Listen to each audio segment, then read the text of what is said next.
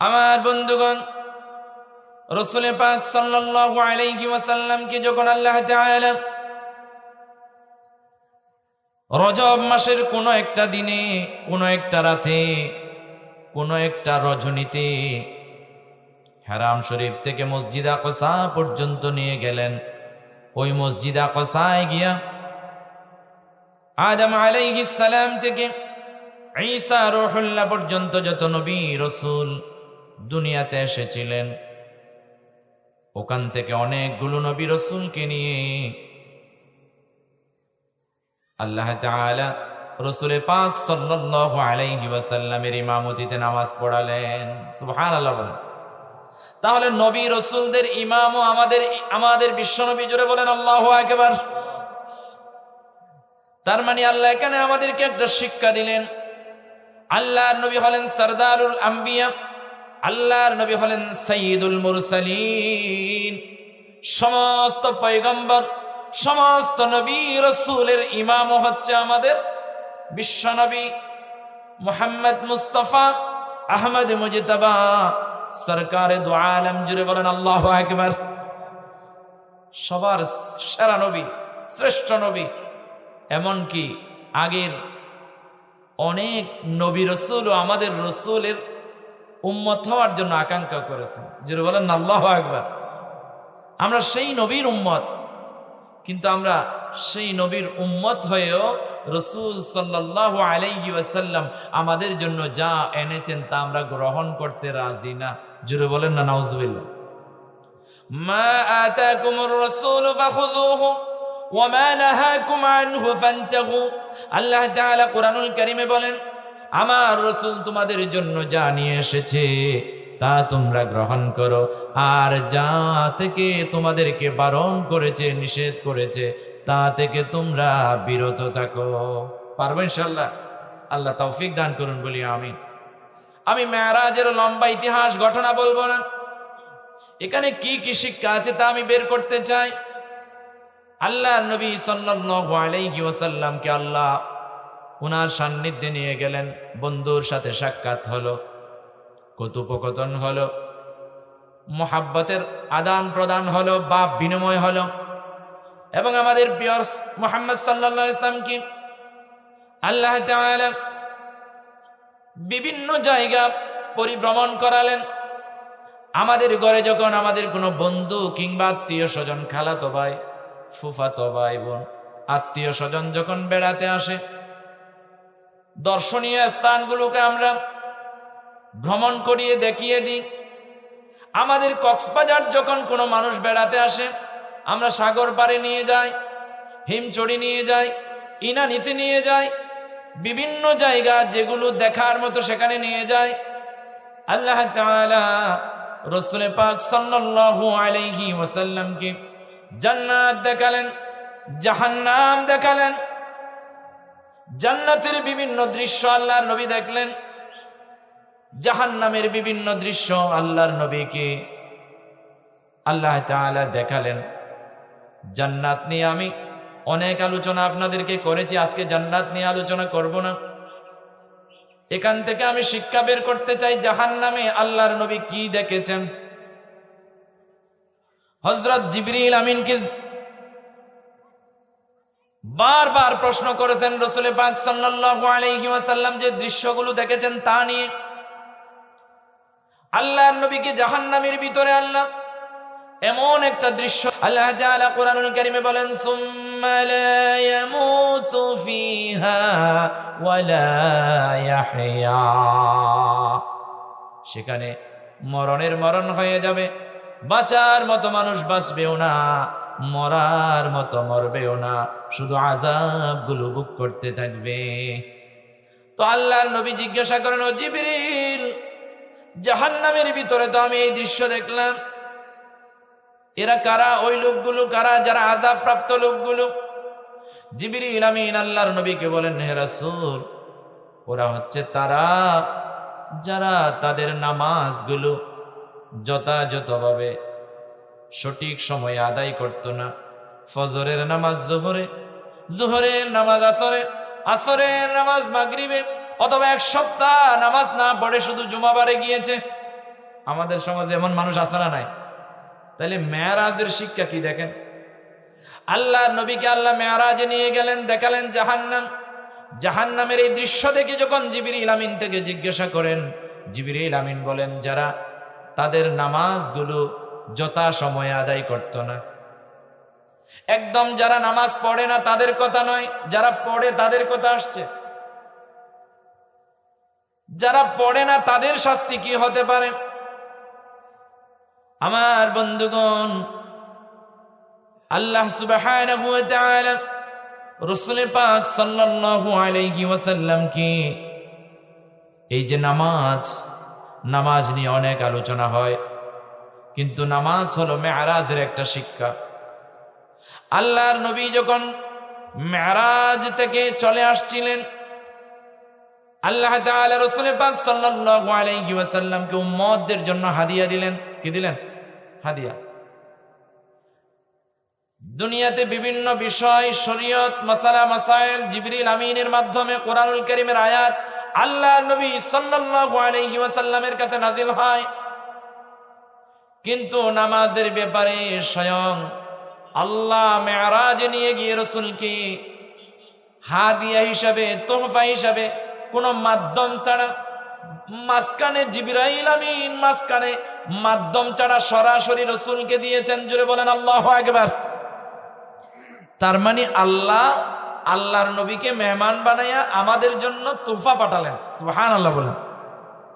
এখন এই তোহফা যদি যথাযথভাবে আমরা গ্রহণ না করি, আর এই নামাজ যদি আমরা যথাযথভাবে আদায় না করি, না পড়ি, কায়েম না করি, তাহলে এই যে মেরাজের যে শিক্ষা সেটা আমরা নিতে পারলাম না। আমার বন্ধুগণ, কিয়ামতের কঠিন ময়দানে সর্বপ্রথম হিসাব হবে। আউয়ালু মা ইউহাসাবু বিহিল আবদু ইয়াউমাল কিয়ামাতিস সালাহ। সেদিন সর্বপ্রথম নামাজের হিসাব হবে।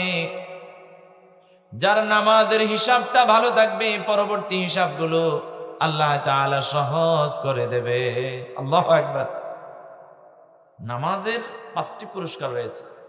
1 নাম্বার, আপনার জীবনের রিজিকের সমস্যা আল্লাহ দূর করে দেবে। 2 নাম্বার, মৃত্যুর পরে কবরের আযাব মুক্ত করে দেবে। 3 নাম্বার, কিয়ামতের কঠিন ময়দানে ডান হাতে আমলনামা দেবে। আম্মা জান আয়েশা সিদ্দিকা রাদিয়াল্লাহু তাআলা আনহা রাসূল পাককে জিজ্ঞাসা করেন, ইয়া রাসূলুল্লাহ, ডান হাতে আমলনামা দেওয়ার মানে কি? আল্লাহর রাসূল বলেন, ডান হাতে আমলনামা যারা পাবে তাদের হিসাবটা আল্লাহ সহজ করবে, তারা জান্নাতি হবে। জোরে বলেন আল্লাহু আকবার।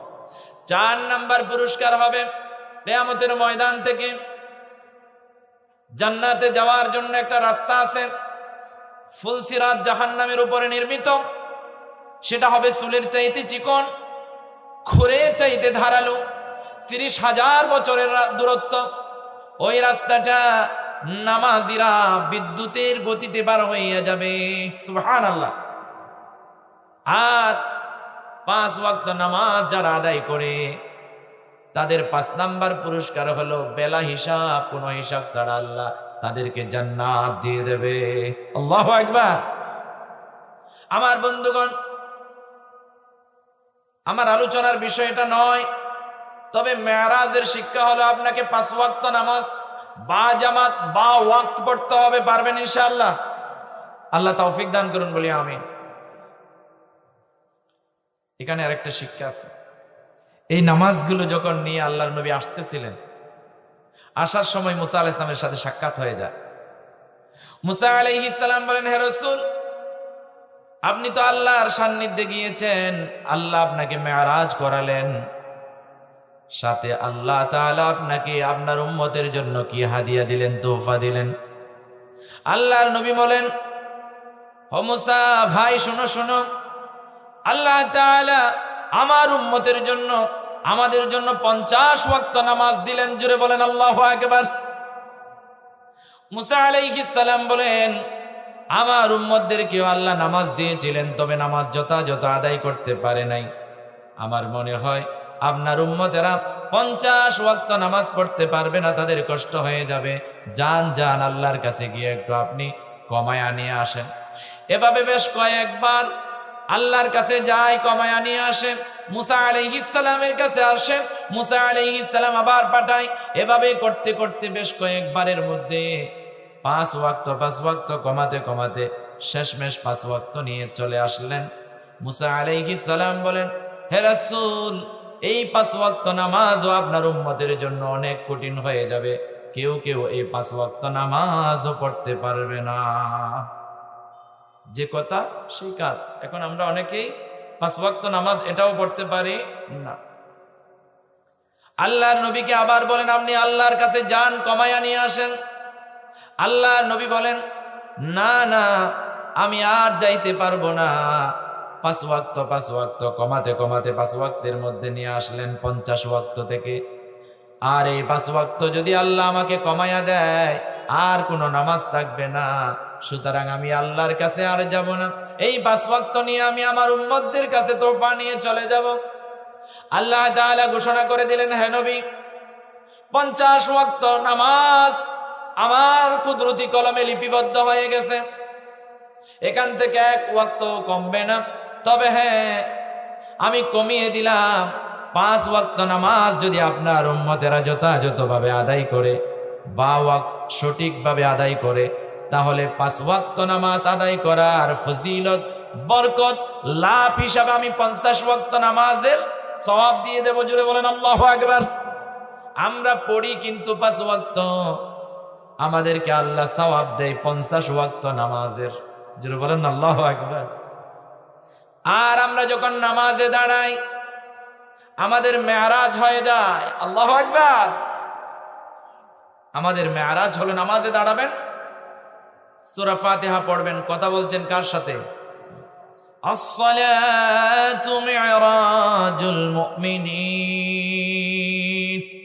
নামাজ হলো মুমিনদের মেরাজ। আপনি যদি আল্লাহর সাথে সাক্ষাৎ করতে চান, 5 ওয়াক্ত নামাজ পড়বেন, 5 বার সাক্ষাৎ হয়ে যাবে। আল্লাহু আকবার।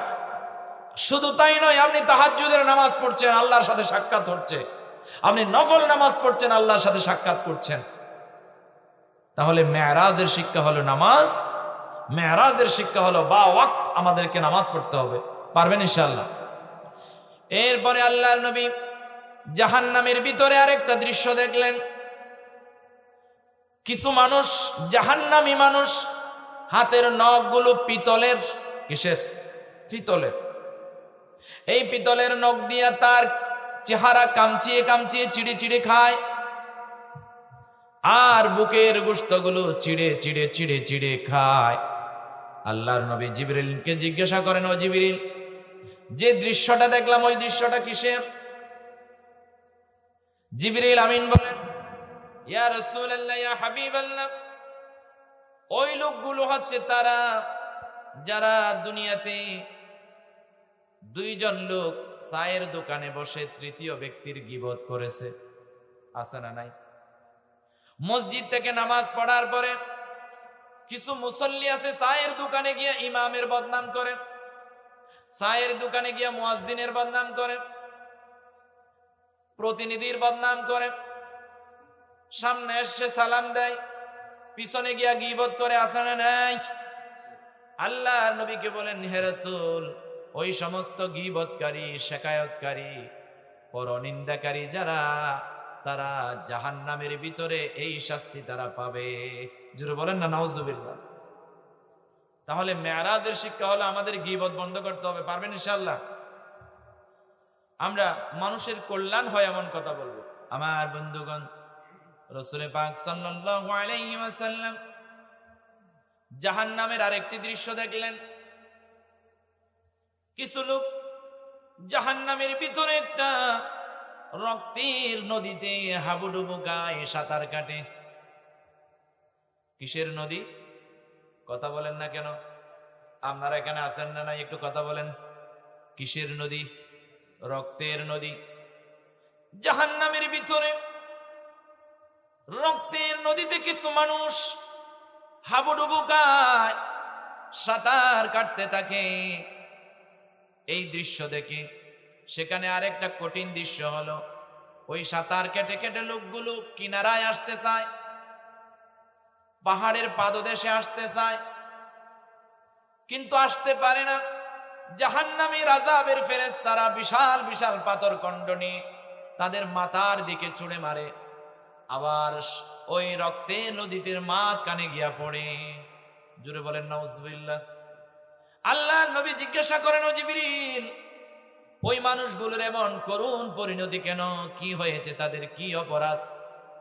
জিবরিল আমিন আল্লাহর নবীকে বলেন, হে রাসূল, তারা এমন অপরাধী যারা দুনিয়াতে বসে বসে লক্ষ লক্ষ কোটি কোটি টাকা সুদি লেনদেন করে, আর পৃথিবীর কোটি কোটি মানুষের ধন সম্পদ, টাকা পয়সা, দিনার দিরহামগুলো তার একই হাতে পুঁজিভূত করে। এমন সুদখোর আমাদের দেশে আছে না নাই? এরকম সুদখোর, জঘন্য সুদখোরদের করুণ পরিণতি হবে জাহান্নামে, রক্তের নদীতে হাবুডুবু খাবে। আর তাদের ব্যাপারে আল্লাহর প্যারা হাবিব সাল্লাল্লাহু আলাইহি ওয়াসাল্লাম হাদিস শরীফে ঘোষণা করেন, লাআনা আকিলার রিবা ওয়া মুকিলাহু ওয়া শাহিদাইহি ওয়া কাতিবাহু ওয়া ক্বালাহুম সাওয়া। যে সুদ দেয়, যে সুদ খায়, সুদের লেখক, সুদের সাক্ষী, চার প্রকার মানুষ সমান। আর ওই চার শ্রেণীর মানুষের উপর আল্লাহ এবং রাসূলের লানত, অভিশাপ। জুড়ে জুড়ে বলেন নাউজুবিল্লাহ। তাহলে আমাদের দেশে যারা সুদি লেনদেন করে তাদের উপর অভিশাপ, গজব কার? লানত কার? শয়তান, আল্লাহর অভিশপ্ত। আল্লাহর অভিশাপ পাওয়ার কারণে সে ধ্বংস হয়ে গেছে, বিতাড়িত হয়ে গেছে। আর যে মানুষগুলো সুদ খাওয়ার কারণে আল্লাহর অভিসম্পাত পাবে, লানত পাবে, তারা কি ভালো থাকবে নাকি? তারা কখনো জান্নাতে যাবে না, জাহান্নামেই চলে যাবে। তবে সুযোগ আছে, না বুঝে যদি এই অপরাধ করে, এই অপরাধ থেকে তওবা করে ফিরে আসে, যে লেনদেনটা রয়ে গেছে সেটা ছেড়ে দেয়, তাহলে সে মুক্ত হয়ে যাবে। তওবা করে ফিরে আসলে আপনার জীবনের সব গুনাহ আল্লাহ মাফ করে দেবে। আল্লাহু আকবার। আল্লাহ বড় দয়াবান, আল্লাহ বড় মেহেরবান। জোরে বলেন ঠিক কিনা? আমার বন্ধুগণ, আমি এই কথাগুলোকে লম্বা করার চেষ্টা করছি না, ছোট্ট ছোট্ট পরিসরে বলে দিচ্ছি। আমি বুঝাতে চাচ্ছি মেরাজের শিক্ষা। কিন্তু আমাদের দেশে গতানুগতিক ফাতিহা হয়। ফাতিহা করবেন, প্রত্যেক দিন করবেন। আপনি যতবার খাবেন ততবার করবেন। পারবেন তো? কারণ ফাতিহা মিন্স বিগিনিং অর ওপেনিং। ফাতিহা মানে হচ্ছে শুরু করা, আরম্ভ করা। আপনি যখন পানি খাবেন তখনও ফাতিহা বিসমিল্লাহ বলে খেলে। আপনি যখন ভাত খাইতে বসবেন বিসমিল্লাহি ওয়া আলা বারাকাতিল্লাহ বলার সাথে সাথে আপনার ফাতিহা হয়ে যাবে। আপনি যখন কোনো ফ্রুট খাবেন বিসমিল্লাহ বলার সাথে সাথে আপনার ফাতিহা হয়ে যাবে। জোরে বলেন আল্লাহু আকবার। আমার বন্ধুগণ, আল্লাহর নবী সাল্লাল্লাহু আলাইহি ওয়াসাল্লাম মেরাজ থেকে আসার সময় হঠাৎ করে একটা সুগন্ধ পেলেন। কি পেলেন? সুগন্ধ। আপনাদের কি কষ্ট হচ্ছে? আল্লাহর নবী একটা সুগন্ধ পেলেন। সুগন্ধ পাওয়ার পরে বলেন, হে রাসূল, এটা হলো জান্নাতের ভিতরে এমন একটা মেয়ের ঘর, এমন একটা মহিলার ঘর, যে মহিলাটা ফিরআউনের কন্যার চুল আঁচড়ানো দাসী। জোরে বলেন না সুবহানাল্লাহ। ফিরআউন কন্যার চুল আঁচড়ানো দাসীর জান্নাতের কামরা থেকে, ঘর থেকে সুগন্ধ আসে। আল্লাহু আকবার। অন্য বর্ণনায় আসছে ফিরআউনের স্ত্রী আসিয়া আলাইহাস সালামের জান্নাতের ঘর থেকে সুগন্ধ আসছে। আল্লাহু আকবার। ফিরআউন কন্যার চুল আঁচড়ানো দাসী কেমন ছিল? একদিন যখন ফিরআউন কন্যার চুল আঁচড়াতে গিয়ে চিরুনিটা মাটিতে পড়ে যায়, মাটি থেকে চিরুনিটা তুলতে গিয়ে বিসমিল্লাহ বলে তুলতে গেলেন। তোলার সময় ফিরআউন কন্যা যখন শুনল, তুই কার নামে এই চিরুনিটা নিচ থেকে উঠালি? তুই তো এটা আমার বাবার নামে তুলবি। আমার বাবার নামে কাজের শুরু হয়, আমার বাবার নামে দোকান উদ্বোধন হয়, আমার বাবার নামে ব্যবসা প্রতিষ্ঠান শুরু হয়, আমার বাবার নামে সকাল শুরু হয়, আমার বাবার নামে এই দিন শেষ হয়। জোরে জোরে বলেন নাউজুবিল্লাহ। ফিরআউন কন্যার দাসীকে ছেড় দিলেন যে তুই এই কথা উড্ডু কর, কি শোনালি আমি আমার বাবাকে বলে দেব, তুই কার নামে এই শিরোনি তুললি? ফিরআউন কন্যাকে তার দাসী ডাক মেরে বলেন, তোমার রব যিনি, তোমার বাবার রব যিনি, গোটা পৃথিবীর সৃষ্টিকর্তা যিনি, আসমান জমিনের সৃষ্টিকর্তা যিনি, তার নামে আমি, আল্লাহর নামে আমি চিরুনিটা উঠালাম। জুড়ে বলেন আল্লাহু আকবার। যা তুই তোর বাবাকে বলে দে, পরোয়া করি না। একথা ফিরআউন কন্যা রেগে মেগে তেলে বেগুনি হয়ে ফিরআউনের কাছে বলে দিল। ফিরআউন কন্যার দাসীর জন্য অগ্নিকুণ্ড বানালেন। বানানোর পরে তেল কিংবা পানি দিয়ে বিশাল একটা কড়াইকে গরম করলেন।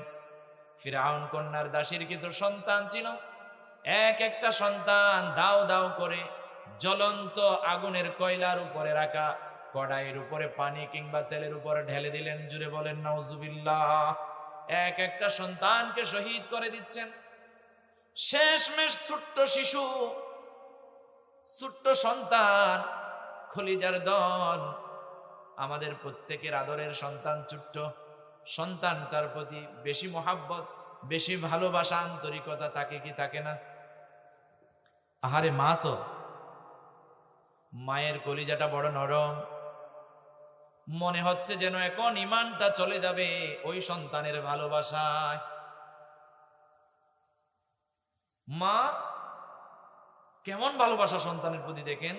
একটা মা 10 মাস 10 দিন ধরে একটা সন্তানকে গর্ভধারণ করে।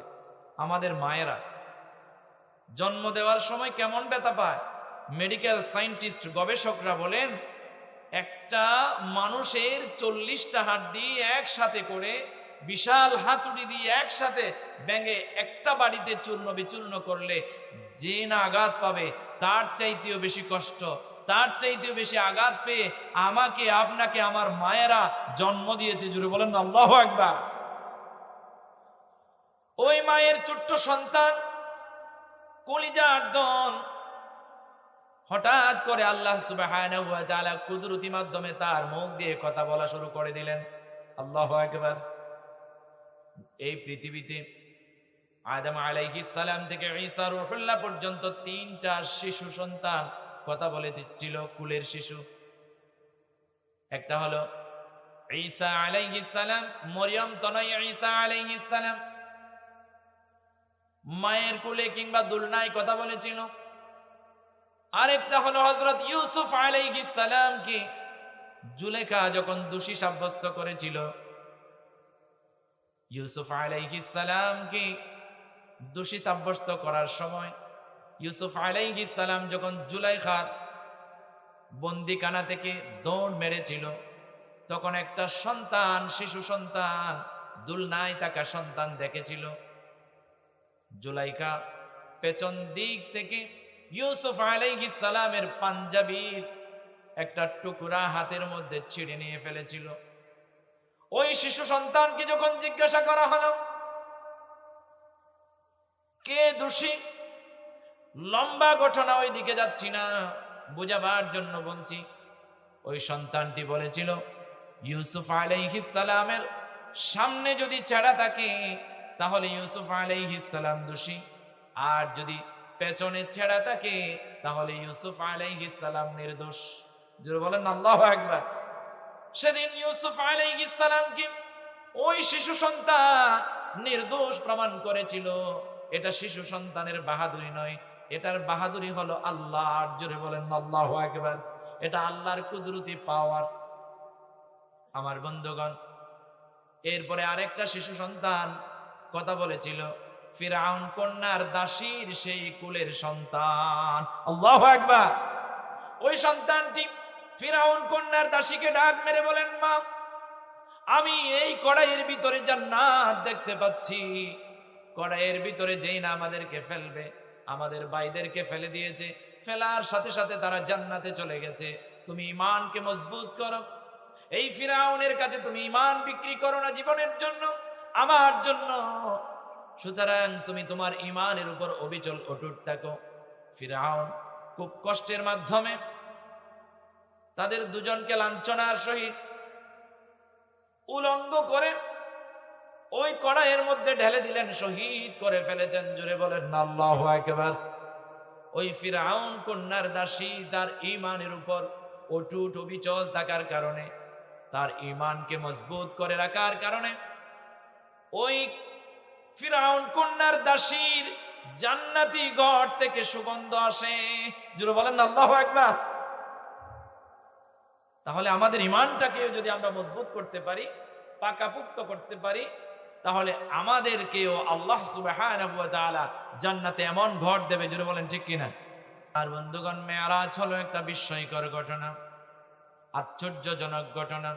এজন্য আল্লাহ তাআলা মেরাজের কথা যেই সূরায় উল্লেখ করেছেন, যে আয়াতে উল্লেখ করেছেন, ওই আয়াতের প্রথম শব্দ হলো সুবহানাল্লাযী আসরা বিআবদিহি লাইলাম মিনাল মাসজিদিল হারামি ইলাল মাসজিদিল আকসা আল আকসাল্লাযী বারাকনা হাওলাহু লিনুরিয়াহু মিন আয়াতিনা ইন্নাহু হুয়াস সামিউল বাসীর।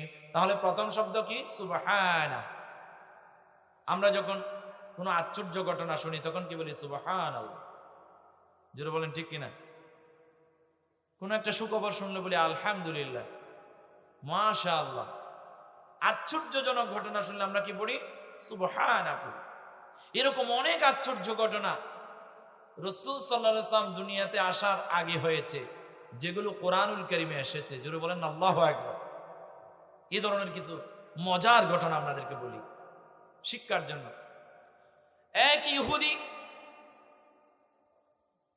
হযরত ওমর রাদিয়াল্লাহু তাআলা আনহুর কাছে এসে বলেন, তিনটা প্রশ্ন করলেন। ওই তিনটা প্রশ্নের উত্তর যদি ওমর রাদিয়াল্লাহু তাআলা আনহু দিতে পারে, তাহলে এই ইহুদি ঈমান আনয়ন করবে। জোরে বলেন না সুবহানাল্লাহ। তিনটা প্রশ্ন হলো, এক নাম্বার হলো, হে ওমর তুমি বলো, দুনিয়ার জমিনে পৃথিবীতে এমন একটা জায়গা আছে যে জায়গায় শুধু একদিন মাত্র কিছু সময় সূর্যের আলো লেগেছিল, পড়েছিল, আর কিয়ামত পর্যন্ত সেখানে সূর্যের আলো যাবে না। ওই জায়গাটি, ওই স্থানটি কোথায়? ঘটনাটা কঠিন না? প্রশ্নটা আশ্চর্যজনক না? দুই নাম্বার প্রশ্ন, হে ওমর, এমন দুই ভাই, যমজ ভাই, ভাই দুজনের বয়সের ব্যবধান হলো 100 বছর। কয় বছর? ভাই হলো যমজ, এক ভাই আরেক ভাইয়ের বয়সের ব্যবধান হলো 100 বছর। ওই দুই ভাই কে? আমাকে একটু জানাইয়া দাও। এই দুই নাম্বার প্রশ্ন যদি উত্তর দিতে পারো, আমি ঈমান আনবো। প্রশ্নটা একটু জটিল না? যমজ ভাই, বয়সের ব্যবধান হলে হয়তো 10 বছর, 5 বছর কিংবা 20 বছর হবে, এতটুকু, তাই না? কিন্তু 100 বছরের ব্যবধান। এই প্রশ্নের উত্তরটা হতে হবে কোরআন থেকে। যেটা বলেন আল্লাহু আকবার। কোরআনে আছে। 3 নাম্বার প্রশ্ন হলো, এমন এক ব্যক্তির নাম বলেন যে ব্যক্তিকে কবরে যাওয়ার পরে কবর 40 দিন পর্যন্ত ওই জীবিত মানুষটাকে নিয়ে দৌড়াদৌড়ি করেছে, লাশকে নিয়ে পুরা কবর 40 দিন পর্যন্ত দৌড়াদৌড়ি করেছে। শেষমেশ ওই কবর তাকে রাখতে পারে নাই, জীবিত ছেড়ে দিয়েছে। জুড়ে বলেন আল্লাহু আকবার। তাও কোরআনে আছে, কোরআন থেকে উত্তর দিতে হবে। প্রশ্ন একটু জটিল না? বিষয়গুলো আশ্চর্যজনক না? এগুলো কিন্তু রাসূলুল্লাহ সাল্লাল্লাহু আলাইহি ওয়াসাল্লাম দুনিয়াতে আসার অনেক পূর্বের। যারা বলেন না আল্লাহু আকবার। এখন ওমরকে প্রশ্ন করলেন তিনটা ইহুদি, পাশে ছিলেন রাইসুল মুফাসসিরিন আব্দুল্লাহ ইবনে মাসউদ রাদিয়াল্লাহু তাআলা আনহু। জোরে বলেন না আল্লাহু আকবার। মুফাসসিরদের সরদার, মুফাসসিরদের মাথার মুকুট হযরত আব্দুল্লাহ ইবনে আব্বাস রাদিয়াল্লাহু তাআলা আনহু ডাক মেরে বলেন, ও ওমর, শুনো শুনো, শুনেন শুনেন, এই ইহুদির তিনটা প্রশ্নের উত্তর আপনি না দিয়ে যদি আমি দিয়ে দিই কি হয়? হযরত ওমর রাদিয়াল্লাহু তাআলা আনহু ডাক মেরে বলেন, ও আব্বাস। আব্দুল্লাহ ইবনে আব্বাস তখনও 12 না কি 13 বছর, অল্প বয়সের। ও আব্বাস, পৃথিবীর সব ইহুদি খ্রিস্টানদেরকে, বেঈমানদেরকে জানায়া দাও, মুসলমানদের বাচ্চারা হচ্ছে সিংহ শাবক, সিংহের বাচ্চার মতো, বাঘের বাচ্চার মতো। জানায়া দাও, উত্তর দিয়া দাও। জুড়ে বলেন আল্লাহু আকবার। আব্দুল্লাহ ইবনে আব্বাস রাদিয়াল্লাহু তাআলা আনহু ডাক মেরে বলেন, ও ইহুদি শুনো, এক নাম্বার প্রশ্নের উত্তর হলো হযরত মূসা আলাইহিস সালাম এবং তার কওম, যাদেরকে আল্লাহর নবী মূসা আলাইহিস সালাম দাওয়াত দিয়ে তাওহীদের বিশ্বাস করালেন, কালিমার দাওয়াত দিয়েছেন, একত্ববাদের দাওয়াত দিয়েছেন, আল্লাহকে পরিচয় করালেন, ওই কওমদেরকে নিয়ে ফিরআউনের নির্যাতন থেকে বাঁচার জন্য একদিন গভীর রজনীতে ভোরবেলা পালিয়ে যাবেন এলাকা ছেড়ে 12টি গোত্রকে নিয়ে। ফিরআউন তার সৈন্যবাহিনী চতুর্পাশে ফিট করা,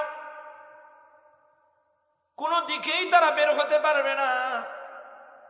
সকাল হলে তাদের 12টি গোত্র এবং মূসা আলাইহিস সালাম সহ সবাইকে নিয়ে নীল নদের পানিতে চুবায়া মারবে, এমন পরিস্থিতি, এমন জাল বুনে রাখলেন। ফিরআউনের সৈন্যবাহিনীদের নির্ঘুম রাত্রি যাপন করতে হবে। আর তো তখন আজান হতো না, সকালবেলা ঘুম ভাঙতো না, এজন্য কিছু মুরগের ডাক শুনে যেন ফজরের সকালটা হয়, এজন্য কিছু মুরগ রেডি করে রেখেছে। ওই দিন রাত্রিবেলা ফজরের সময় মুরগও ডাকে না। আর ফিরআউনের সৈন্যবাহিনীর চোখের মধ্যে আল্লাহ এমন ঘুম ঢেলে দিলেন, মূসা আলাইহিস সালাম এবং তার কওম দল বল নিয়ে নীল নদের কিনারায় চলে গেলেন। জোরে বলেন আল্লাহু আকবার। এখন এই খবর কিছুক্ষণের মধ্যে ফিরআউনের কানে চলে গেল। কোন দিকে গেল? নীল নদের দিকে গেল। ফিরআউন এবার সবাইকে বলল, আর কোনো সমস্যা নাই, আমাদের কোনো টেনশন নাই, নীল নদ তারা পার হতে পারবে না। আজকে আমরা তাদের সবাইকে নীল নদের মধ্যে চুবায়া মারবো, চলো সবাই। আসতেছে মূসা আলাইহিস সালামের কওমেরা দেখে বলে, মূসা আলাইহিস সালাম, যাও যাও, তুমি তোমার আল্লাহর লইয়া থাকো। নাউজুবিল্লাহ বলেন। কিছু হলেই বলতো, মূসা তুমি তোমার আল্লাহর লইয়া থাকো, আমরা গেলাম। কেমন জাতি দেখেন। আমাদেরকে হয় তোমার আল্লাহকে বাঁচাতে বলো, রক্ষা করতে বলো, কিছুক্ষণের মধ্যে আমাদেরকে ফিরআউন এসে তার সৈন্যবাহিনীরা নীল নদের মধ্যে চুবায়া মারবে। মূসা আলাইহিস সালাম আল্লাহর পানে সাহায্য চাইলেন। আল্লাহ তাআলা বলেন, ও মূসা, তোমার হাতে যে লাঠিটা আছে, ওই লাঠিটা নীল নদের মধ্যে ফেলে দাও। ফেলে দেওয়ার সাথে সাথে 12টি গোত্রের জন্য 12টি গ্রান্ড ট্রান রুট হয়ে গেছে, রাস্তা হয়ে গেছে। জোরে বলেন আল্লাহু আকবার। এটা কি যেমন তেমন কথা? মূসা আলাইহিস সালাম এবং তার কওমেরা 12টি গোত্র ওই রাস্তা দিয়ে পার হয়ে গেছে। আর ফিরআউন এবং তার সৈন্যবাহিনী নীল নদের কিনারায় এসে অবস্থা বুঝতে পারলেন। ফিরআউন তো অনেক জ্ঞানী লোক ছিল। ফিরআউন বুঝতে পারলো এটা আল্লাহর খেলা, আমি যদি এখানে নামি তাহলে আমার ছাড় নাই। আমি যে মূসা এবং তার কওমদেরকে পানিতে চুবাতে আসছি, অবশ্যই আল্লাহ আমাকে আজকে আমার দল বল নিয়ে চুবাবে। ফিরাউন নামতে চায় নাই, কিন্তু ফিরাউন যে ঘোড়ার উপরে সওয়ার হয়ে এসেছে, ওই ঘোড়ার কিছু দূর সামনে পানির ভিতরে নীল নদের মাঝে ওই রাস্তার ভিতরে একটা ঘূর্ণি দিলেন। কোন একটা পশু, ভিন্ন লিঙ্গের পশুর দিকে একটা নতুন পশু যদি দেখে, তার প্রতি লোবাতুর হয়ে যায়, তার পিছনে ছুটে। জোরে বলেন ঠিক কিনা? ফিরাউনের ঘোড়া দৌড় মারলো। ফিরাউন বলল, না না, আমি তো যেতে চাই না, কেন নিয়ে যাস? থাম থাম থাম। এখন ফিরাউনের ঘোড়া যখন দৌড় দেয়, তার পিছনে দল বল মনে করলো ফিরাউন যেহেতু যাচ্ছে, আমাদেরকেও সাথে যেতে হবে। ফিরাউনের দল বল এবং ফিরাউনকে আল্লাহ তাআলা নীল নদের মধ্যে চুবায়া মারলেন। যে পানিগুলোতে 12টি রাস্তা হয়ে গিয়েছিল, ওই রাস্তাগুলো আগের মতো পানির মধ্যে বিলীন হয়ে গেল। আব্দুল্লাহ ইবনে আব্বাস রাদিয়াল্লাহু তাআলা আনহু ডাক মেরে বলেন, ও ইহুদি শুনো, তোমার 1 নাম্বার প্রশ্নের উত্তর নাও। ওই যে নীল নদ, মুসা আলাইহিস সালাম এবং তার কওম 12টি গোত্রের জন্য 12টা রাস্তা হয়ে গিয়েছিল। ওই রাস্তার মধ্যে যেই না সকালবেলা রোদ পড়েছিল, সূর্যের আলো পড়েছিল, আর কখনো ওই নীল নদ শুকাবেও না। কিয়ামত পর্যন্ত নীল নদের ভিতরে আর সূর্যের আলো যাবে না। যিনি বলেন আল্লাহু আকবার। এখন ইহুদি অবাক হয়ে গেল। ইহুদি কিন্তু এই প্রশ্নের উত্তর জানে। এরপরে 2 নাম্বার প্রশ্ন, যে 2টা যমজ সন্তান, বয়সের ব্যবধান 100 বছর। কুরআনুল কারীমে আসছে 2 জন পয়গম্বর, একটা হচ্ছে উযরা, আরেকটা হচ্ছে উযাইর আলাইহিস সালাম। উযরা এবং উযাইর। উযাইরের নাম আপনারা কেউ শুনেছেন? আল্লাহ আল্লাহ আল্লাহ। ইতিহাস পড়ি না তো, কোরআন পড়ি না তো আমরা। যদি আমাদের দেশের কোন যুবককে বলা হয় ইন্ডিয়ান ফিল্ম স্টারদের নাম বলো, তার 14 গোষ্ঠীর নাম বলে দেবে। জোরে বলেন ঠিক কিনা? আহা, আল্লাহ আমাদেরকে কোরআন পড়ার, কোরআন বুঝার, ইতিহাস পড়ার তৌফিক দান করুন বলি আমিন। আমার বন্ধুগণ, হযরত উযাইর আলাইহিস সালাম একদিন ইহুদিকে প্রশ্নের উত্তর দিচ্ছে। উযাইর আলাইহিস সালাম একদিন একটা ধ্বংসস্তূপ দিয়ে যাচ্ছিলেন। যাওয়ার সময় ওই ধ্বংসস্তূপের দিকে তাকায়া একদম নৈরাশ হয়ে গেছে। যে গাধাটি নিয়ে, যে ব্যাগ তলেটে নিয়ে দ্বীনের দাওয়াত দিতে যাচ্ছিলেন, ওই গাধাটাকে একটা গাছের মধ্যে বেঁধে থলেটা পাশে রেখে বসে গেল। আল্লাহকে জিজ্ঞাসা করেন, আল্লাহ, আমি তো বিশ্বাস করি মৃত্যুর পরে মানুষকে তুমি আবার জীবন দিবা। সুবহানাল্লাহ বলেন। মানুষকে আবার পুনরুত্থান ঘটাবা, কবর থেকে মানুষগুলারে তুলবা, কিয়ামত সংগঠিত হবে। মাটির ভিতরে থাকা আদম আলাইহিস সালাম থেকে ঈসা রূহুল্লাহ পর্যন্ত যত নবী রাসূল ছিল, যত কওম ছিল, যত জাতি ছিল, যত মানুষ ছিল, সবারে তুমি তুলবা। আমার বিশ্বাস হয়, কিন্তু তুমি কিভাবে মৃতকে জীবিত করো, জীবিতকে মৃত করো, আবার কিভাবে লক্ষ লক্ষ কোটি বছর পরে তুলবা, এটা আমার একটু দেখতে মন চায়, ইতমিনানের জন্য, প্রশান্তির জন্য আল্লাহ। তবে আমি সব বিশ্বাস করি। সুবহানাল্লাহ বলেন। আল্লাহ তাআলা উযাইর আলাইহিস সালামকে বুঝাবার জন্য, তার ঈমানটা আরো বেশি পাকাপোক্ত করার জন্য ওনার কানে ঘুম ঢেলে দিলেন, চোখে ঘুম দিয়ে দিলেন। জিজ্ঞাসা করতে পারেন, হুজুর কানে কেন ঘুম ঢেলে দিলেন? কোন মানুষ যতক্ষণ পর্যন্ত তার কানটা যতক্ষণ না বন্ধ হবে, ততক্ষণ কোন মানুষের ঘুম হয় না। জোরে বলেন ঠিক কিনা? আপনি ঘুমের ভান করে আছেন, চোখ বন্ধ করছেন, ঘুম হয়েছে না। কানটা যখন বন্ধ হবে তখন ঘুম। এজন্য আল্লাহ তাআলা উযাইর আলাইহিস সালামের কানের মধ্যে ঘুম ঢেলে দিলেন। কোরআনের কথা বলছি, খারাপ লাগতেছে আপনাদের? ইহুদির প্রশ্নের জবাব দিচ্ছে আব্দুল্লাহ ইবনে আব্বাস রাদিয়াল্লাহু তাআলা আনহু। এই 3টি প্রশ্নের উত্তর পেয়ে ইহুদি ঈমান আনবে। যদি বলেন আল্লাহু আকবার। উযাইর আলাইহিস সালাম ঘুমিয়ে পড়লেন। আল্লাহ তাআলা উনাকে এমন ভাবে ঘুম পাড়াইয়া দিলেন, 100 বছর পরে ঘুম থেকে জাগ্রত করলেন। কয়শো বছর? আচ্ছা বলেন তো, কোন মানুষ যদি 100 বছর ঘুমায়, ওই মানুষটা পিঁপড়া পোকামাকড় এসে খেয়ে ফেলবে না? আল্লাহ তাআলা এমন ভাবে কুদরতি মাধ্যম দিয়ে ওই গাছের কিনারায় তাকে ঘুম পাড়ালেন। কোন পশু পাখি, কোন পোকামাকড় তাকে গ্রাস করে নাই। যেমন কাপড় পরেছিল তেমন কাপড় রয়ে গেছে, যেমন থলে ব্যাগ নিয়েছিল তেমন থলে রয়ে গেল। আর ব্যাগের মধ্যে যে ফলমূলগুলো খাবার জন্য নিয়েছিল সব কিছু রয়ে গেল। আর যে গাধাটি গাছের সাথে বেঁধেছিল, ওই গাধাটা পচে গলে হাড্ডি গুড্ডি গুলো কিছু মাটির ভিতরে আর কিছু উপরে। সুবহানাল্লাহ বলেন। 100 বছর পরে ঘুম ভাঙলো। আল্লাহ তাআলা জিজ্ঞাসা করেন, ও উযাইর, বলো তো তুমি কতক্ষণ ঘুমাইলা? উযাইর বলে, আল্লাহ হয়তো হাফ ডে, অর্ধেক দিন, কিংবা কিছু সময় আমি ঘুমাইছি। মানুষ তো ঘুমালে এমন ঘুমায়, হয়তো কয়েক ঘন্টা, না হয় অর্ধেক দিন। জোরে বলেন ঠিক কিনা? উযাইর আলাইহিস সালামকে আল্লাহ ডাক মেরে বলেন, উযাইর, তুমি একদিন নয়, 2 দিন নয়, 5 দিন নয়, অর্ধেক দিন নয়, 10 দিন নয়, 1 বছর নয়, 2 বছর নয়, প্রায় 100 বছর তুমি ঘুমিয়েছো। জোরে বলেন আল্লাহু আকবার।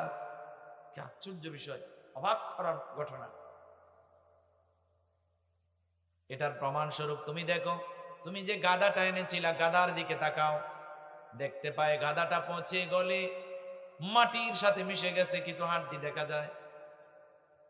আবার বলে তুমি তলের দিকে তাকাও, ফলমূল সবগুলো তরু তাজাই রয়ে গেল। জোরে বলেন আল্লাহু আকবার।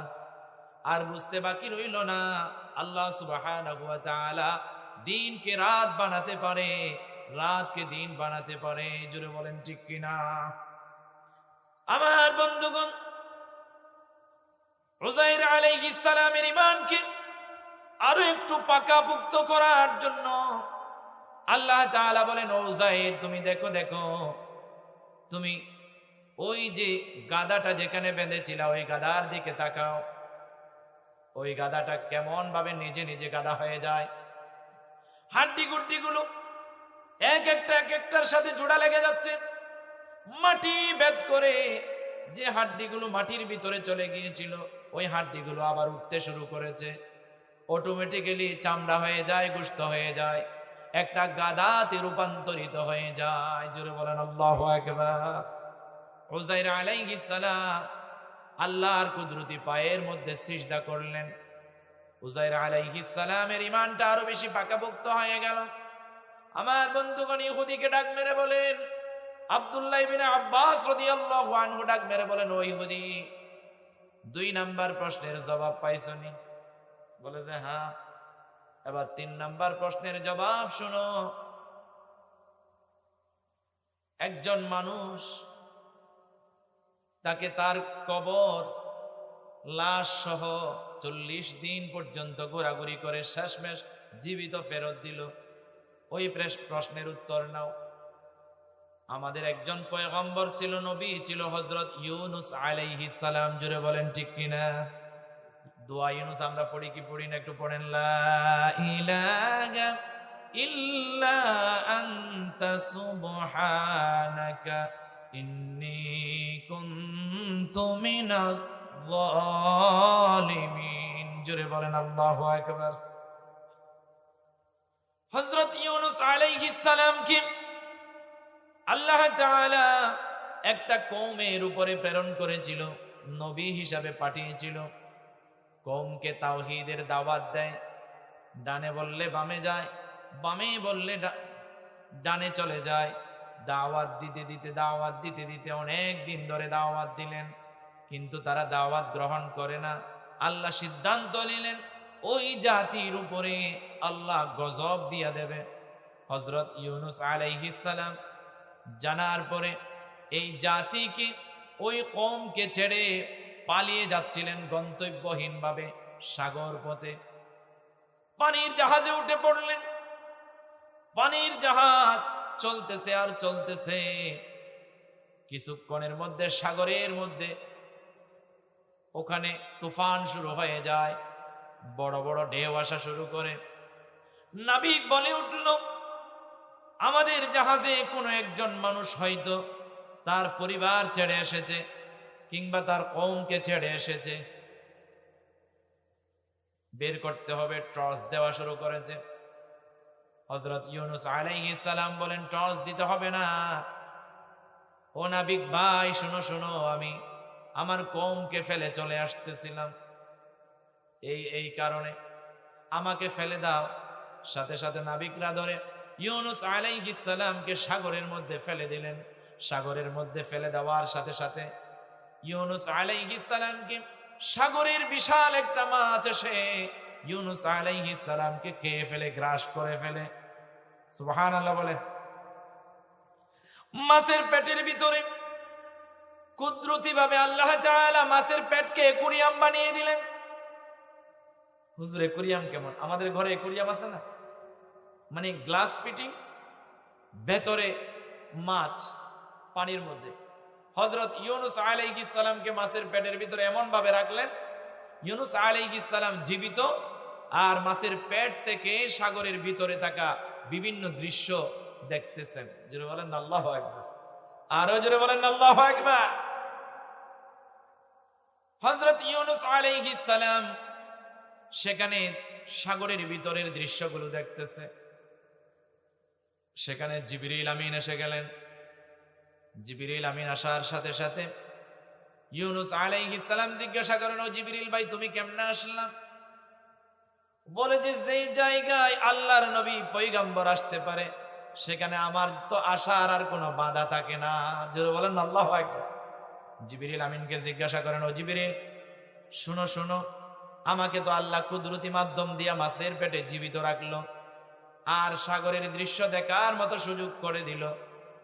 আমি এখানে আসার পর থেকে শুনতে পাই মাছের কেমন জানি একটা আওয়াজ, গুনগুন গুনগুন গুনগুন একটা আওয়াজ শুনতে পাই, সাগরের পানির একটা আওয়াজ শুনতে পাই।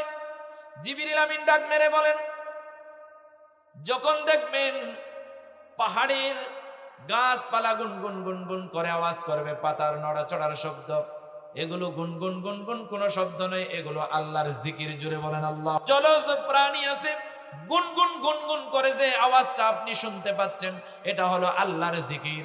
সুতরাং ও ইউনূস আলাইহিস সালাম, আর দেরি করার সুযোগ নাই, আপনিও জিকির শুরু করে দেন।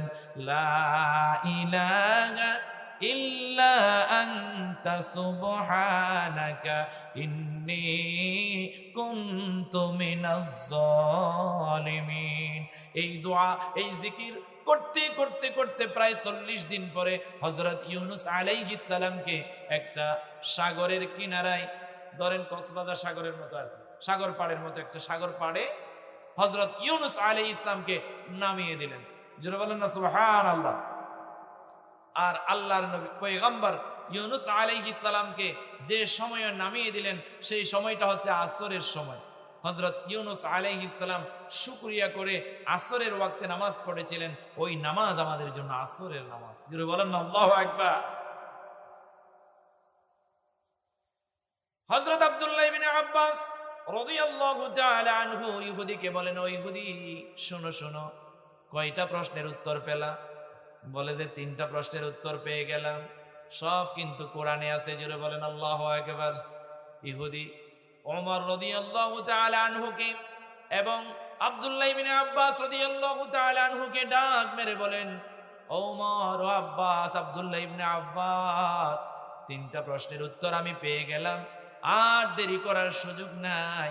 দাওলাতি কালিমা, তাওহীদের কালিমা, কালিমা আমাকে তোমরা মুখে মুখে পড়ায়া দাও। লা ইলাহা ইল্লাল্লাহ মুহাম্মাদুর রাসূলুল্লাহ। তাদারুসুল ইলমি সাআতাম মিনাল লাইলি খায়রুম মিন ইহয়াইহা। কোন মানুষ যদি রাত্রিবেলা কিছু সময় দিন জানার জন্য, ধর্ম বোঝার জন্য, ইসলামকে জানার জন্য সময় ব্যয় করে, তাহলে সারা রাত যেন সে তার চাইতেও বেশি যেন সে আমল করলো এর চাইতে সওয়াব যেন বেশি পেল। জোরে বলেন না আল্লাহু আকবার। সারা রাত নফল ইবাদত করলে যে সওয়াব তার চাইতে বেশি সওয়াব পেয়ে গেল। জোরে বলেন না আল্লাহু আকবার। আর কোরআনের ছাত্র যারা, তাদের ব্যাপারে আল্লাহর নবী বলেন খায়রুকুম মান তাআল্লামাল কুরআনা ওয়া আল্লামা, যারা কোরআন নিজে শিখে এবং অন্যকে শেখায়, কোরআনের শিক্ষক কিংবা কোরআনের ছাত্র, এদের চাইতে উত্তম মানুষ পৃথিবীতে আল্লাহর কাছে আর কেউ নাই। আল্লাহর রাসূল বলেন এরা হচ্ছে আল্লাহর কাছে উত্তম মানুষ। সুবহানাল্লাহ বলেন। পৃথিবীতে মানুষকে বিভিন্ন ভাবে আল্লাহ উত্তম বলেছেন। যেমন আমার আনোয়ার ভাইকেও আল্লাহ উত্তম বলেছেন, খায়রুন নাসি মান ইয়ানফাউন নাস, বলে যে মানুষ মানুষের উপকার সাধন করে ওই মানুষটা আল্লাহর কাছে উত্তম, আল্লাহর কাছে প্রিয়। যদি বলেন আল্লাহু আকবার। তাহলে দ্বীনি প্রতিষ্ঠানে সহযোগিতা করলো আমাদের ফরিদ ভাই এবং রফিকুল ইসলাম ভাই, তারা আল্লাহর কাছে প্রিয়। তারা শুধু দ্বীনি প্রতিষ্ঠানে জায়গা দিয়ে এমনি প্রিয় হয়েছে তা নয়, জান্নাতে আল্লাহ ঘর নির্মাণ করতেছে। জোরে বলেন আল্লাহু আকবার। জান্নাতের জায়গা ক্রয় করে নিয়েছে। জোরে বলেন আল্লাহু আকবার। প্রথমত যে জায়গাটা মাদ্রাসার জন্য দান করেছে এটাও একটা জান্নাত। আল্লাহু আকবার বলেন। এই জায়গায় এসে মাদ্রাসার ছাত্র ছাত্রীরা জান্নাতে যাওয়ার পথ শিখবে, পথের পরিচয় পাবে। এই জায়গাটাও জান্নাত। জোরে বলেন আল্লাহু আকবার। আল্লাহ তাআলা কুরআনুল কারীমে বলেন ইকরা বিসমি রাব্বিকাল্লাযী খালাক। এটা হচ্ছে রাসূল পাক সাল্লাল্লাহু আলাইহি ওয়াসাল্লামের উপর যখন জিবরিল আমিন সর্বপ্রথম আল্লাহর পক্ষ থেকে কুরআনুল কারীমের ওহী নিয়ে আসেন। এই সূরা আলাকের 5টি আয়াত। ইকরা বিসমি রাব্বিকাল্লাযী খালাক খালাকাল ইনসানা মিন আলাক اقرأ وربك الأكرم الذي علم بالقلم علم الإنسان ما لم يعلم।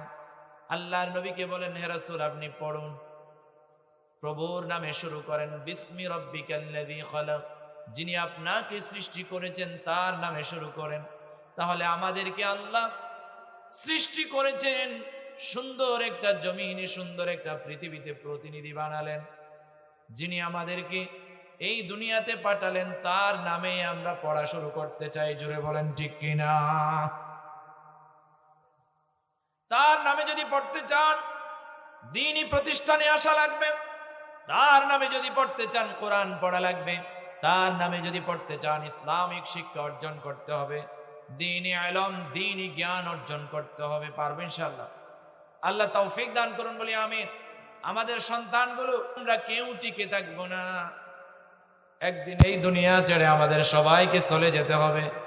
আপনার দাদা চলে যায়, আপনার মা চলে যায়, বাবা চলে যায়, একদিন এভাবে আমাদের কেউ চলে যেতে হবে। কেউ টিকে থাকতে পারবো না। ফিরআউন টিকে থাকতে পারে নাই, নমরুদ টিকে থাকতে পারে নাই। আমার বন্ধুগণ, দুনিয়ার বড় বড় সিংহ পুরুষগুলো বেঁচে থাকতে পারে নাই। এমনকি আমাদের শ্রেষ্ঠ নবী, পেয়ারা নবী, সাইয়্যিদুল মুরসালিন, সকল রাসূলদের সর্দার এবং সকল পয়গম্বরদের সর্দার যিনি, তিনিও পৃথিবীতে থাকে নাই, পৃথিবী ছেড়ে চলে গিয়েছেন। যদিও হায়াতুন নবী যেখানে আছেন সেখানে জীবিত রেখেছেন আল্লাহ। জোরে বলেন আল্লাহু আকবার। কিন্তু একদিন আমাদেরকে এই ইহদম ত্যাগ করে আমাদেরকে চলে যেতে হবে। এই দুনিয়া ছেড়ে আমাদের চলে যেতে হবে। এই পৃথিবী ত্যাগ করে আমাদের একদিন চলে যেতে হবে, থাকতে পারবো না। কিন্তু এমন কিছু কাজ আমরা করে যাই। আপনার সন্তানটাকে দ্বীনি শিক্ষা দিয়ে যান, নামাজ পড়ে তারা বলবে রব্বিরহামহুমা কামা রব্বায়ানি সগীরা, এভাবে দোয়া করবে। অথচ আমরা সবাই জান্নাত তালাশ করি, সবাই জাহান্নাম থেকে বাঁচতে চায়। আল্লাহর নবী বলেন মা রাআইতু মিসলান নারি না মাহারিবুহা ওয়ালা মিসলাল জান্নাতি না মাতালিবুহা। আমি জাহান্নামের মতো কঠিন দৃশ্য আর দেখি নাই। ওই জাহান্নাম থেকে যারা বাঁচতে চায় তারাও ঘুমায়, আর যারা জান্নাতে যেতে চায় তারাও ঘুমায়, জোরে বলেন ঠিক কিনা? এই ঘুম আমাদের ভাঙতে হবে। জাহান্নামের দৃশ্যগুলো দেখেন একটু। জাহান্নামে কেমন কেমন আযাব হবে জানেন? এক নাম্বার আযাব হলো আপনার মাথার উপরে জাহান্নামের আগুন দিয়া গরম করা, ধাউ ধাউ করে জ্বলন্ত আগুন দিয়া গরম করা পানি দিয়ে আপনার উপরে ডালবে। একটু চিন্তা করে দেখেন, জাহান্নামের আগুনগুলা দুনিয়ার আগুনের মতো নয়। আল্লাহর নবী বলেন জাহান্নামের আগুন দুনিয়ার আগুনের চাইতেও 70 গুণ বেশি তেজ। সুবহানাল্লাহ বলেন। ওই আগুনগুলারে আল্লাহ প্রথমে 1000 বছর পোড়ালেন, পোড়ায়া লাল করে ফেললেন। পরবর্তীতে আরেক 1000 বছর পোড়ালেন, এটাকে সাদা করে ফেললেন। পরবর্তীতে আরেক 1000 বছর পোড়ালেন, প্রায় 3000 বছর পোড়ায়া আল্লাহ তাআলা জাহান্নামের আগুনকে কালো করে ফেলেছেন। কি করে ফেলেছেন? কালো করে ফেলেছেন। ওই জাহান্নামের আগুনের ভিতরে হাজার হাজার লক্ষ লক্ষ মানুষ, কোটি কোটি মানুষ আযাব ভোগ করবে। একজন এক এক ধরনের আযাব ভোগ করবে, কেউ কাউকে দেখবে না, চিৎকার চেঁচামেচি করবে, জোরে বলেন নাউজুবিল্লাহ। সেখানে জাহান্নামে আরেক ধরনের আযাব আছে, রক্ত এবং পুঁজ। রক্ত, শরীরের পুঁজ। আপনার একটা ফুড়া উঠেছে, ওই ফুড়ার পুঁজগুলো বের করে আপনি খাইতে পারবেন কখনো? বমি আসবে, তাকাইলেও তো বমি আসে, জোরে বলেন ঠিক কিনা? ওগুলো আপনাকে খাওয়ানো হবে। জাহান্নামে অগ্নি নির্মিত আগুনের কুড়েঘর, উপরে আগুন, নিচে আগুন, ডানে আগুন, বামে আগুন। কুড়েঘর তো বুঝেন, ছোট্ট একটা ঘর। ওই ঘরে ধরেন কুড়েঘর মানে ডান দিকে হাত দিলে দেওয়াল পাওয়া যায়, বাম দিকে হাত দিলে দেওয়াল পাওয়া যায়, উঠলে মাথা লেগে যায়, আর নিচে যেমন তেমন একটা বিছানা। ওই কুড়েঘরের দেওয়ালও হবে আগুনের, উপরে আগুন, নিচে আগুন, চতুর্দিকে আগুন। জাহান্নামের একটা আযাব আছে, জাহান্নামের আগুনে নির্মিত কুড়েঘরে আপনাকে থাকতে হবে। ওখান থেকে বাঁচার দরকার আছে না নাই? জাহান্নামে আরেকটা আযাব হলো বিশাল বিশাল সর্প, সাপ, বিষাক্ত সাপ। দুনিয়াতে রাতের অন্ধকারে কোনা ব্যাংলা পাইলে কোনা ব্যাঙের চাইতে আপনি বেশি লাপান দেন। যেই রাস্তা দিয়ে একবার সাপ দেখেছেন, 1 মাস ধরে ওই রাস্তা দিয়ে আপনি হাঁটেন নাই। জাহান্নামের ভিতরে বিশাল বিশাল বিষাক্ত সাপ আপনাকে পেঁচিয়ে পেঁচিয়ে সুবল মারবে, জোরে বলেন না নাউজুবিল্লাহ। আর হরেক প্রকারের শাস্তি জাহান্নামে অপেক্ষমান। সেখান থেকে বাঁচার দরকার আছে না নাই? যদি বাঁচতে চায়, দ্বীনি শিক্ষার কোনো গুরুত্ব, দ্বীনি শিক্ষার গুরুত্ব ছাড়া আর কোনো উপায় নাই। আপনাকে দ্বীনি শিক্ষার গুরুত্ব দিতে হবে। আপনার সন্তানকে আপনার নামাজের শিক্ষা দিতে হবে, দ্বীন শিখাইতে হবে। মা কি জিনিস শিখাইতে হবে, বাবা কি জিনিস শিখাইতে হবে, প্রতিবেশী কি জিনিস শিখাইতে হবে, আপনার সমাজ কি জিনিস শিখাইতে হবে, ইসলাম কি জিনিস শিখাইতে হবে, কোরআন কি জিনিস জানতে হবে। কোথায় জানবে সেটা? দারুত তাকওয়া মাদ্রাসায় জানবে, জোরে বলেন ঠিক কিনা? আপনি শুধু নিজে বিদেশ গিয়া ব্যবসা কইরা, চাকরি কইরা, সরকারি চাকরি নিয়া টাকা কামাবেন আর খাবেন, ঘুমাবেন, বিল্ডিং এ থাকবেন, এটা চলবে না। আপনাকে নিজের জন্য কাজ করতে হবে, নিজের জন্য, দুনিয়াতে টিকে থাকার জন্য, এবং দুনিয়া থেকে বিদায় হলে পরকালে শান্তি পাবার জন্য আপনাকে কাজ করতে হবে। আর আপনার মায়ের জন্য, আপনার বাবার জন্য, আপনার ভাইয়ের জন্য, আপনার বোনের জন্য, আপনার প্রতিবেশীর জন্য, আপনার আত্মীয় স্বজনের জন্য, আপনার দেশের জন্য, আপনার দশের জন্য, আপনার জাতির জন্য আপনাকে কাজ করা লাগবে, তবে আপনি ইমানদার, জোরে বলেন ঠিক কিনা? আল্লাহ আমাদেরকে বুঝার, আমল করার তৌফিক দান করুন বলি আমিন। হালাল খাবেন, হারাম থেকে দূরে থাকবেন। আল্লাহর নবী বলেন, মান আকালা তাইয়িবান, যে ব্যক্তি হালাল খায়, ওয়া আমিলা ফি সুন্নাতিন, আর রাসূলের সুন্নাহ মতো জীবন যাপন করে, ওয়া আমিনান নাস বাবাইকাহু দাখালাল জান্নাহ, যে ব্যক্তির হাত মুখ তার দুর্নীতির কলম থেকে মানুষ নিরাপদ থাকে, ওই মানুষগুলো, ওই 3টা আমল করনেওয়ালা মানুষ, 1 নাম্বার হালাল খাবে, 2 নাম্বার রাসূলের সুন্নাহ মোতাবেক জীবন যাপন করবে, 3 নাম্বার আপনার হাত, আপনার মুখ থেকে মানুষ নিরাপদ থাকবে। আপনি মানুষকে শান্তির ঠিকানা ধরিয়ে দেবেন, অশান্তির বাগান করবেন না, শান্তির ঠিকানা ধরিয়ে দেবেন। আল্লাহ সুবহানাহু ওয়া তাআলা আপনাকে সহজভাবে জান্নাত দিয়ে যাবে। জোরে বলেন না আল্লাহু আকবার। আমার বন্ধুগণ, দ্বীনি প্রতিষ্ঠানে দান করলে আমাদের তো রাত দিন 24টা ঘন্টা দান করতে হবে। দান করলে কি ফজিলত! আল্লাহ তাআলা বলেন, আল্লাযীনা ইউনফিকুনা আমওয়ালাহুম বিল-লাইলি ওয়ান-নাহারি সিররান ওয়া আলানিয়াতান ফালাহুম আজরুহুম ইনদা রাব্বিহিম ওয়ালা খাউফুন আলাইহিম ওয়ালা হুম ইয়াহজানুন। জোরে বলেন আল্লাহু আকবার। যারা দিনে এবং রাতে, গোপনে প্রকাশ্যে যারা আল্লাহর রাস্তায়, দ্বীনের রাস্তায় দান করে, ওই মানুষগুলোর জন্য পুরস্কার রয়েছে কার কাছে? আরো জোরে বলেন, কার কাছে? আল্লাহ বলেন, লাহুম আজরুহুম ইনদা রাব্বিহিম, তাদের জন্য পুরস্কার হলো আল্লাহর নিকট। ওয়ালা খাউফুন আলাইহিম ওয়ালা হুম ইয়াহজানুন, তাদের কোনো ভয় থাকবে না দুনিয়াতে, তাদের কোনো ভয় থাকবে না কবরে, তাদের কোনো ভয় থাকবে না পরকালে, তাদের কোনো ভয় থাকবে না ফুলসিরাতে, তাদের কোনো ভয় থাকবে না কিয়ামতের মাঠে। জোরে বলেন না আল্লাহু আকবার।